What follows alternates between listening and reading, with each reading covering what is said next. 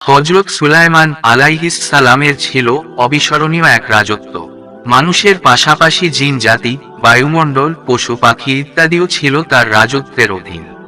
বিশেষ কিছু পাখি ছিল রাজকর্মে নিয়োজিত।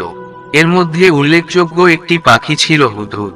এ পাখির দায়িত্ব ছিল হযরত সুলাইমান মরুভূমি বা জনমানবহীন প্রান্তরে বের হলে পানি অন্বেষণ করা। একবার হঠাৎ করেই হুদহুদ পাখি উধাও হয়ে গেল। কিছু না জানিয়ে এভাবে উধাও হওয়ায় সুলাইমান রাগান্বিত হলেন এবং যথাযথ কারণ দর্শাতে না পারলে কঠিন শাস্তি প্রদানের ওয়াদা করলেন। বেশ কিছু সময় পর হুদহুদ ফিরে এলো। সুলাইমান আলাইহিস সালাম জানতে চাইলেন সে কোথায় গিয়েছিল। হুদহুদ বলল, আপনি অবগত নন এমন একটি বিষয়ে আমি অবগত হয়েছি। আমি আপনার কাছে সাবা থেকে নিশ্চিত সংবাদ নিয়ে আগমন করছি। আমি এক নারীকে সাবাবাসীদের ওপর রাজত্ব করতে দেখেছি। তাকে সবকিছুই দেওয়া হয়েছে এবং তার একটা বিরাট সিংহাসন আছে। আমি তাকে ও তার সম্প্রদায়কে দেখলাম তারা আল্লাহর পরিবর্তে সূর্যকে সেজদা করছে। বর্তমান ইয়েমেন অঞ্চলে সাবাবাসীর সেই রানীর নাম ছিল বিলকিস। সুলাইমান আলাইহিস সালাম হুদহুদের সংবাদ সম্পর্কে নিশ্চিত হতে চাইলেন এবং তাদেরকে সূর্যপূজা ছেড়ে এক আল্লাহর ইবাদত করতে বললেন। তিনি হুদহুদ পাখির কাছে একটি চিঠি লিখে দিয়ে বললেন, তুমি আমার এই পত্র নিয়ে যাও এবং এটা তাদের কাছে অর্পণ করো। অতঃপর তাদের কাছ থেকে সরে পড়ো এবং দেখো তারা কি জবাব দেয়। সেই চিঠির ভাষ্য ছিল এমন, এই পত্র সুলাইমানের পক্ষ থেকে এবং তা অসীম দাতা পরম দয়ালু আল্লাহর নামে শুরু। আমার মোকাবিলায় শক্তি প্রদর্শন করো না এবং বশ্যতা স্বীকার করে আমার কাছে উপস্থিত হও। পত্র পেয়ে রানী বিলকিস সভাসদদের জরুরি তলব করলেন এবং নিজেদের করণীয় বিষয়ে পরামর্শ চাইলেন। সভাসদগণ নিজেদের শক্তি, সামর্থ্য ও সৈন্যবাহিনীর কথা উল্লেখ করল। তারা বলল, আমরা শক্তিশালী এবং কঠোর যোদ্ধা। এখন সিদ্ধান্ত গ্রহণের ক্ষমতা আপনারই। প্রকারান্তরে তারা বশ্যতা স্বীকার না করে যুদ্ধের পরামর্শ দিল। কিন্তু রানী বিলকিস আরও গভীরে গিয়ে বাস্তবমুখী চিন্তা করলেন। রানী বললেন, রাজা বাদশারা যখন কোনো জনপদে প্রবেশ করে তখন তাকে বিপর্যস্ত করে দেয় এবং সেখানকার সম্ভ্রান্ত ব্যক্তিবর্গকে অপদস্থ করে। তারাও এরূপই করবে। আমি তার কাছে কিছু উপঢৌকন পাঠাচ্ছি, দেখি প্রেরিত লোকেরা কি জবাব আনে। রানী বিলকিসের উপহার সামগ্রী নিয়ে রাজকীয় প্রতিনিধিদল হযরত সুলাইমানের কাছে পৌঁছল। সুলাইমান আলাইহিস সালাম সেই উপহার সামগ্রীর দিকে বিন্দুমাত্র ভ্রুক্ষেপ করলেন না। ঘৃণাভরে প্রত্যাখ্যান করে বললেন, তোমরা কি ধনসম্পদ দ্বারা আমাকে সাহায্য করতে চাও? আল্লাহ আমাকে যা দিয়েছেন তা তোমাদেরকে প্রদত্ত বস্তু থেকে উত্তম। বরং তোমরাই তোমাদের উপঢৌকন নিয়ে সুখে থাকো। সুলাইমান আলাইহিস সালাম এখানেই ক্ষান্ত হলেন না। আনুগত্য ও বশ্যতা স্বীকার না করলে তাদের দেশে সৈন্যবাহিনী প্রেরণের হুমকিও পুনর্ব্যক্ত করে বললেন, এখন অবশ্যই আমি তাদের বিরুদ্ধে এক সৈন্যবাহিনী নিয়ে আসব যার মোকাবিলা করার শক্তি তাদের নেই।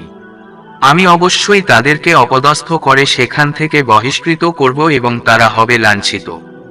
প্রতিনিধি দল রানী বিলকিসের কাছে গিয়ে সফরের বিস্তারিত বিবরণ তুলে ধরল। সব শুনে রানী বিলকিস সিদ্ধান্ত নিলেন, হযরত সুলাইমান আলাইহিস সালাম এর বশ্যতা মেনে নেবে এবং নিজে তার কাছে উপস্থিত হবে। রানী বিলকিসের বশ্যতা স্বীকার এবং আগমনের সংবাদ পেয়ে সুলাইমান সভাসদদের ডাকলেন। রানী বিলকিসকে চমকে দিতে পরিকল্পনা করলেন। রানীর বিখ্যাত সিংহাসনকে কত দ্রুত এনে হাজির করতে পারবে জিজ্ঞেস করলেন। তখন জনৈক দৈত্য জিন বলল, আপনি আপনার স্থান থেকে ওঠার আগে আমি তা এনে দেব এবং আমি এ কাজে শক্তিবান, বিশ্বস্ত। কিতাবের জ্ঞান যার ছিল সে বলল, আপনার দিকে আপনার চোখের পলক ফেলার আগেই আমি তা আপনাকে এনে দেব। চোখের পলকে হাজির হলো রানীর সিংহাসন। সেই সিংহাসনের অবয়ব কিছুটা পরিবর্তন করে দিলেন সুলাইমান আলাইহিস সালাম। রানী আগমন করল। রাজপ্রাসাদের স্বচ্ছ কাচের সড়কে ভ্রমে পড়ে গেল এবং গোড়ালির কাপড় টেনে উপরে তুলে ফেলল। কোরআন মাজিদে বলা হয়েছে, তাকে বলা হলো, এই প্রাসাদে প্রবেশ করুন। যখন সে তার প্রতি দৃষ্টিপাত করল সে ধারণা করল যে এটা স্বচ্ছ গভীর জলাশয়। সে তার পায়ের গোছা খুলে ফেলল। সুলাইমান আলাইহিস সালাম বললেন, এটা তো স্বচ্ছ স্ফটিক নির্মিত প্রাসাদ। এটা ছিল রানীর জন্য প্রথম বিস্ময়। রাজপ্রাসাদে তার জন্য অপেক্ষা করছিল আরেক বিস্ময়। রানীর যে সিংহাসনটি জিনেরা নিয়ে এসেছিল সেটি দেখে রানী বেশ আশ্চর্য হলো। তাকে জিজ্ঞেস করা হলো, তোমার সিংহাসন কি এরূপী? বিলকিস বিস্ময়াভিভূত হয়ে বলল, মনে হয় এটা সেটাই। আমরা আগেই সমস্ত অবগত হয়েছি এবং আমরা আজ্ঞাবহ হয়ে গেছি। রানী বিলকিস তৎক্ষণাৎ আল্লাহর প্রতি ঈমান আনেন এবং আল্লাহর কাছে ক্ষমা প্রার্থনা করেন।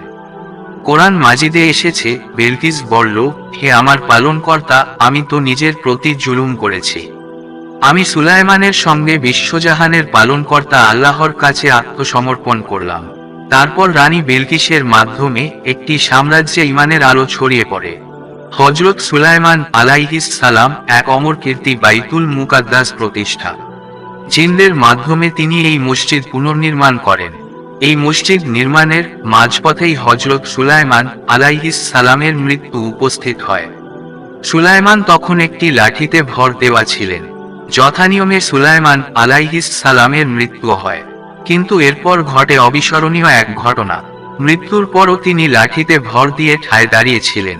প্রায় 1 বছর অতিবাহিত হয়ে যায় এভাবে। জিনেরা ঘুণাক্ষরেও বুঝতে পারেনি সুলাইমান আলাইহিস সালাম ইন্তেকাল করেছেন। তারা সুলাইমানকে জীবিত ভেবে হরদম কাজ করে বাইতুল মুকাদ্দাসের নির্মাণ কাজ সমাপ্ত করে।